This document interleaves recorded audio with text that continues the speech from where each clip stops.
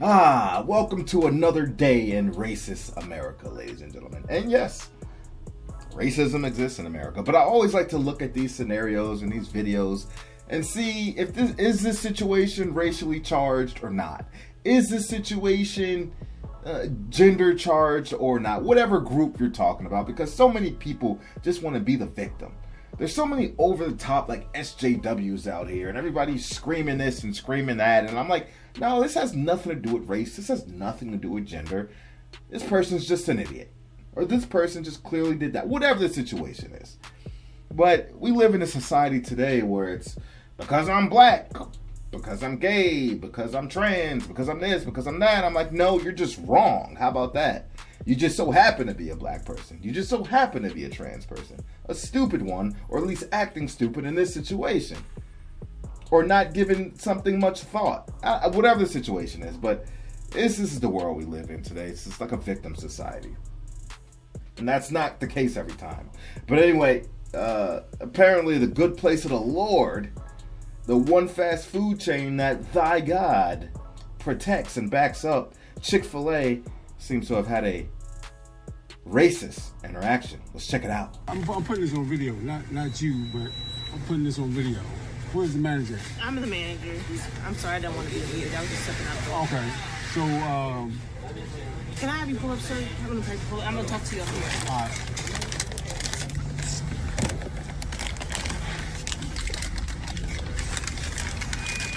The Chick-Fil-A and the plate. Alright, so what's your excuse for why this person? There is no excuse. I mean, hold on. Let me finish watching the video because I'm laughing, but this could be a racially charged situation. It might not be, but they put monkeys on the guest receipt for the name of the person. Let me finish watching this, man. This is comedy, man. What was the name that you gave him? I told him Marquise. That's not even close to Marquise. No, sir, it's not. And I'm gonna go ahead and have a talk with him right now. I'm gonna write a letter to corporate about this. This is real. And I agree, and I'm so sorry that you even had to go through this. So what I'm gonna do, I'm gonna go ahead and put in a refund for you for the inconvenience. I'm gonna go ahead and have a talk with them. First of all, I'm sorry. Marquise and monkeys does sound alike, especially he got that country, that deep country mumbling voice.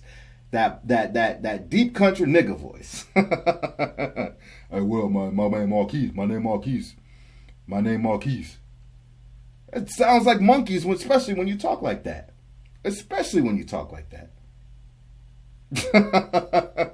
My God, man. I got one of my best friends, more like a brother to me. He from the South. And I always gotta tell that guy, hey man, could you say that slower? Could you talk a little bit more clearly?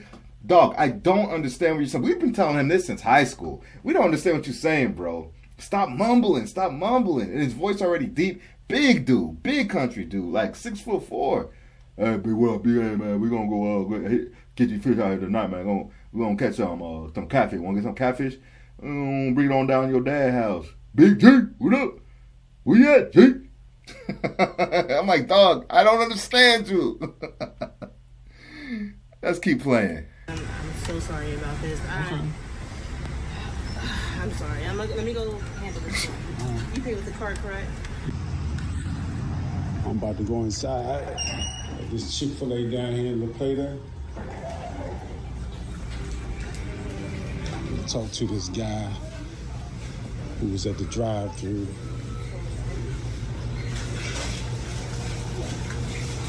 How you doing? Is the guy who was at the drive-thru who wrote monkeys on my receipt? Yo.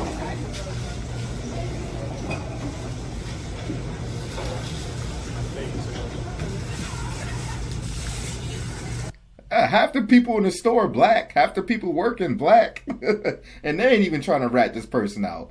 I'm sure it was an accident, man.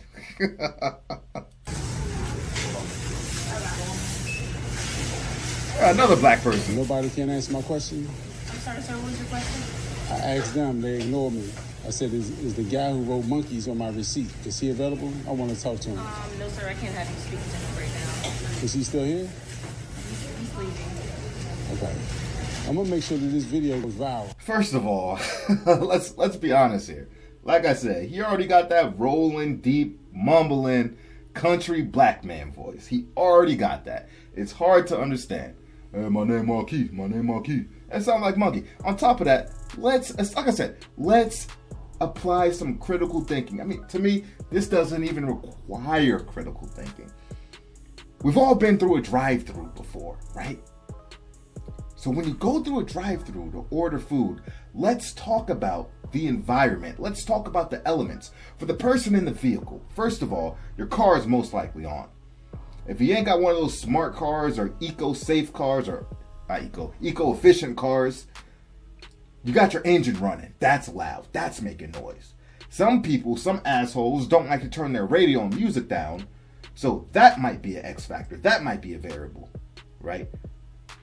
The other sounds inside your car, or are there more people in your car? All the environment outside, highway traffic, road traffic in general, birds, wind, all that stuff. Because you got your window down and you got to talk via the intercom system. Now, you're placing your order, right? You got all these variables and elements of audio also going into the intercom with your voice. Now, from your voice to the intercom, let's talk about the intercom system for the drive-thru. It's already shitty, let's be honest. Hello, can I take your order? Yeah, I'd like a Big Mac, no sauce, extra tomato, lettuce, no cheese, with some zesty sauce. Can I have a iced tea with no ice? Excuse me, sir, I didn't get like 50% of what you said. Could you say that again? Come on, man, we all been there. And then on the opposite side, for the worker at the drive-thru window talking, you got all the variables and the elements inside the restaurant. Other workers, kitchen equipment, fryers, grills, microwaves, customers, other workers talking to other customers, children running around, ice machines going off. All this stuff is going on in the background of the restaurant too. Now you two are trying to have a conversation back and forth through a shitty intercom system, and you got this guy with this deep, mumbling voice going through a shitty intercom system that might absolutely sound like monkeys instead of Marquise after all the variables I just introduced to you all. I am damn sure that sounded like monkeys going through the intercom system. And the worker's probably not even giving it any second thought. He's probably done with it like, I heard monkeys, I'm writing monkeys down. Whatever. Now, me, I know monkeys isn't, I've never met anybody with a first name or last name named Monkeys. So me, I probably would have been like, could you actually say your name again, sir? But I could see where somebody's like, monkeys, whatever. Keep it moving, put it on the receipt. The next thing I want to bring up, I'm sure the worker probably didn't even give it much thought, because the worker's probably like, who's looking at the name on the receipt anyway? Even the customer, I guess I can only speak for myself, but I guess the majority of America and other people watching us probably agree, nobody's looking at the name on the receipt. When we get our food, we open the bag, and if the contents that we ordered are in the bag, we keep it moving. We only think about it, might look at the receipt if the contents that we ordered aren't in the bag. Then you look at the receipt, you'll be like, what did they have down for my order? Oh, they got my order wrong, or they got the order right, and they just didn't put the stuff that I wanted in the bag. And even then, I still might not look at the name on the receipt if they ask my name. I'm just looking at the contents of the order on the receipt. Like, who does that? Who does that? If your order ain't wrong, why are you even looking at the receipt? It makes me feel like this has happened before to this guy, and if it's happened before, you're probably the common denominator, so you should probably say your name more clearly. Find it hard to believe that every restaurant you go through, they're gonna want to call you a monkey because you're black. And this might not mean anything, but like half the people in there are black workers. The guy that was probably working drive-thru was black himself. I wouldn't doubt it. And I understand racism is very prevalent in the United States. I've been victimized. I've had I lived near La Plata. I lived in Maryland. I lived in a very racist area. I lived around rednecks. I'd be coming out the grocery store. They yelling the N-word at me, ramping up their truck, threatening to run me over as I walk to my car. That happened. And other racist stuff has happened to me. And I've gotten in altercations physically and verbally with racist people. But in every situation, I process it. I apply thinking, baseline thinking, or critical thinking if necessary. What's going on here? Who's involved? What are the variables? What was said? What was done? What's the environment? Is this racially charged? Is this gender charged? Is this whatever charged? Or is there a misunderstanding? Or did I just do something wrong and I so happen to be a black person? Did I make a mistake and I just so happen to be a black person? I'm not pulling out no race card unless I know and I have enough evidence and my critical thinking has led me to believe that this is because I'm black.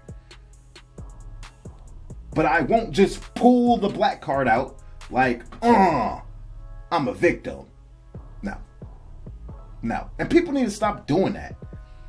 And we live in a society in America now where that's a lot of people now. Everything. People don't want to take accountability for their actions. So they pull the race card out. People just want to be a victim. Pull the race card out. The gender card. The whatever you identify as card. Whatever. Oh, it's because I'm black. Oh, it's because I'm Latino. Oh, it's because I'm trans. Oh, it's because I'm bi. Oh, it's because I'm whatever. There's so many things now I can't even keep up with this stuff anymore. It's such a weak mindset to have, in my opinion. It is. People, apply some logic. Apply some critical thinking.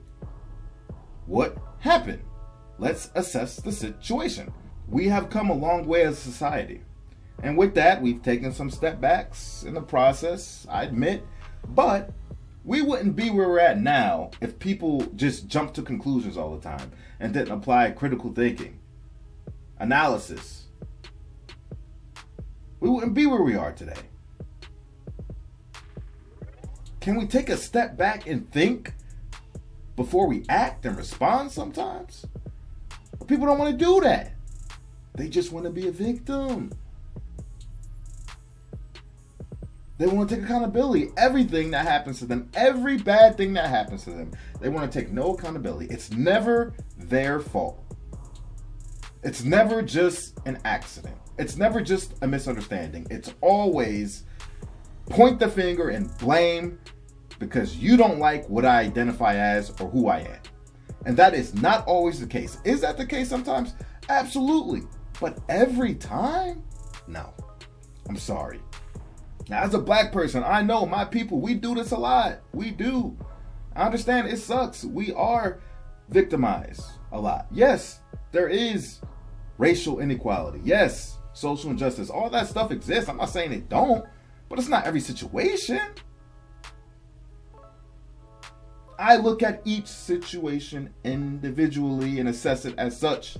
Just because there's a black person in this situation and there's a black person in that situation doesn't mean the situations are the same. People, what are we doing? It's crazy. It's crazy talk. God bless America. That's a wrap for today's episode. I appreciate each and every one of you for stepping in, showing your love, showing your support, and I mean that from the bottom of my heart. Now, I could sit here and smack you all around with the generic like, comment, subscribe BS, but nobody gives a damn about that. So do whatever the hell you want to do, because you're going to do it anyway. Now, I'm going to give you to the count of 10 to get your ugly, yellow, no good keister off my property before I pump your guts full of lead. I am Boo, and I am out.